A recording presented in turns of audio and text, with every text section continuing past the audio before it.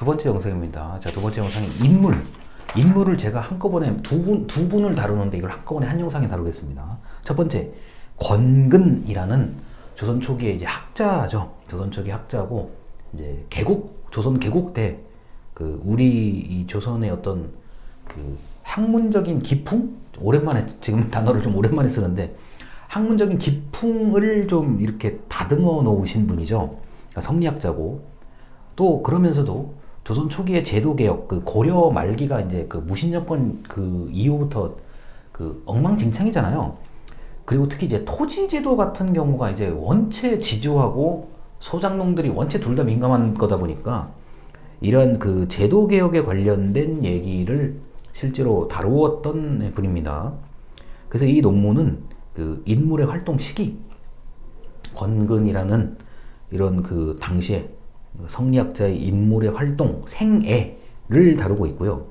그 다음 관제개혁. 자, 관제개혁이라고 이제 정종 때와 태종 때, 그러니까 권근이라는 이 인물 하나에 정종 때는 뭐를 냈고 태종 때는 뭐를 냈고 이거를 이제 표로 구분한 게 하나가 있어요. 그 부분이 이 논문에서는 핵심입니다.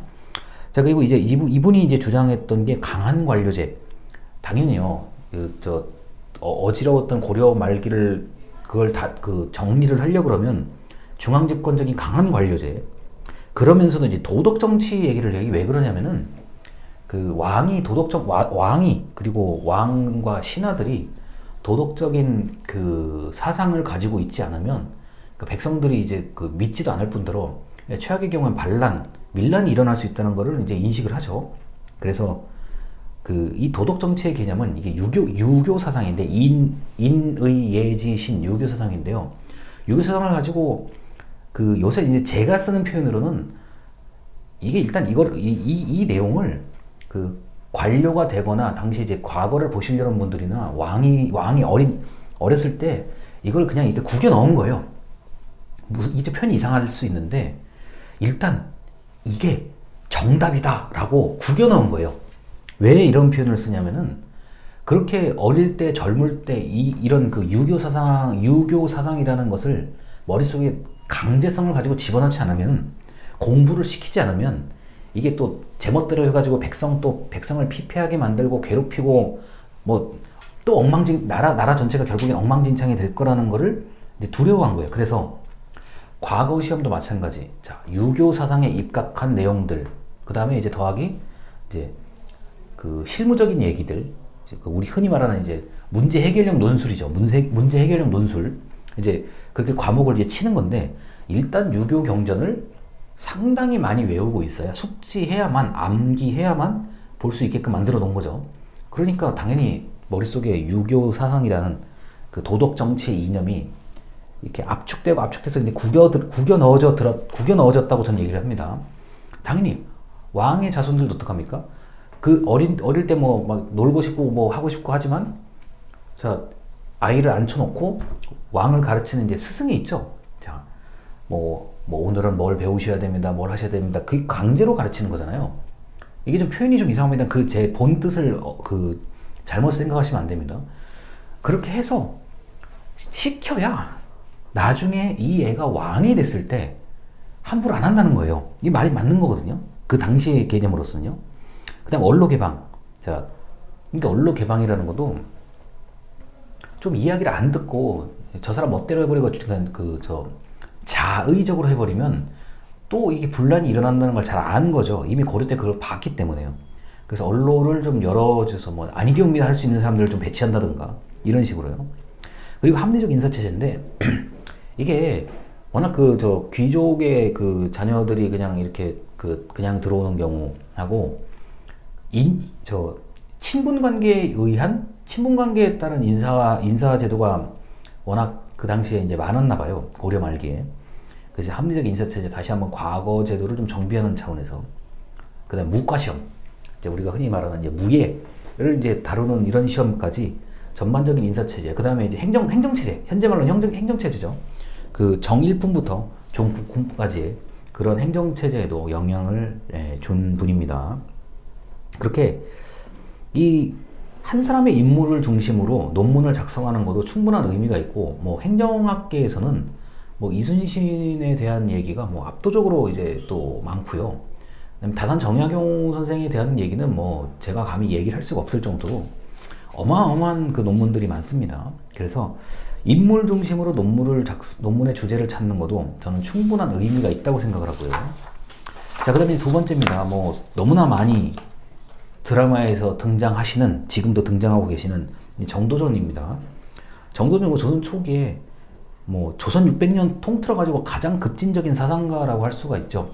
뭐 이제 중간쯤에 이제 조광조라는 이제 인물이 나오긴 하는데, 급진적인 사상가이고, 왕보다는 신하가 권한을 더 많이 가지고 있어야 된다는 생각을 하신 분이고, 그 다음에 당시에 굉장히 그 저돌적으로 민본주의, 맹자가 얘기하는 역성혁명을 상당히 강조한 분에 속하고, 그리고 이제 그 당시에 이제 그 불교의 문란한 부분, 그 다음에 현재 말로는 이제 종교의 그 폐해에 대해서 강력하게 주장을 했죠. 뭐 거기 그 뭐 종교에 관련 부분 제가 함부로 얘기할 게 아니라서 요 정도 하고 얘기를 끝내는데, 당시의 상황에 엄청난 비판을 했던 거예요. 거의 제가 볼 때는 당시 사회 전 분야에 대해서 한마디씩 다 한 거예요. 급진적 사상가, 그리고 사실상 그 조선을 건국하는, 지금으로 따지면 이제 도시계획까지 몸소 실천했던, 저 개인적으로 봤을 때는 뭐 굉장히 긍정적으로 저는 평가하는 사람입니다. 그리고 이런 급진적인 사상, 그리고 뭐 사회 참여, 엄청난 그 사회 참여거든요. 사회 참여를 하셔가지고 지금도 많은 그 뭐 팬이 있다고 해야 되죠. 뭐 학자분들도 정도전을 굉장히 좋아하세요. 굉장히 좋아하고, 싫어하는 사람조차도 어차피 팬클럽이 있어요. 이 정도전 같은 경우는 좀 팬클럽이 있는 인물입니다. 그래서 이 개혁적 성향, 그 다음에 인정이라고 하죠. 거기 어진 정치라고 하는데, 방금 권근의 그 사상에서 나오는 그 도덕 정치하고 이게 맞닥뜨리는 개념이에요. 계속 이어지는 개념이에요. 그래서 그 어질게 다스려야 된다는 인정에 대한 강조, 그러니까 엄격한 형법 집행, 벌, 뭐 죽이고 살리고 이런 거보다는 도덕적인 정치를 하자는 얘기.